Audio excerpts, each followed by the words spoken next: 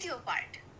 পরদিন সন্ধেবেলা ঠিক 7টা বাজতে না বাজতেই বাড়ির বেলটা বেজে উঠতে শ্রীতমার মা বুঝতে পারেন উজান এসেছে শ্রীতমাকে পড়াতে।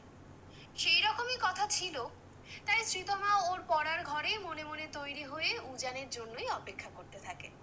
ওর মাথায় তখন একটাই চিন্তা ঘুরপাক খাচ্ছে, এই ছেলেটাকে যে করেই হোক ভাগাতে হবে, এর কাছে ও কিছুতেই পড়বে না। প্রথম দিন কথা বলতে এসে শ্রীতমার ডাক নাম মানু শুনে ছেলেটার ঠোঁটের কোণের ওই বাঁকা হাসিটা কিছুতেই ভুলতে পারে না শ্রীতমা। পুরনো কথা মনে পড়তে আর একবার যেন মাথাটা গরম হয়ে যায় শ্রীতমার।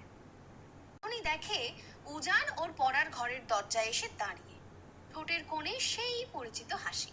খুব মিষ্টি করে একটা ছোট্ট প্রশ্ন করে উজান, তুমি ক্রিকেট খেলা খুব পছন্দ করো তাই না?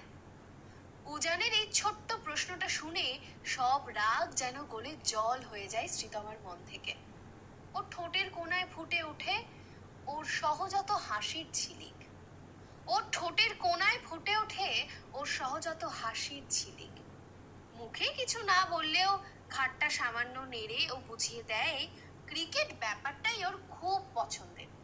আর তখনই দেখে উজান এক দৃষ্টিতে ওর মুখের দিকেই তাকিয়ে।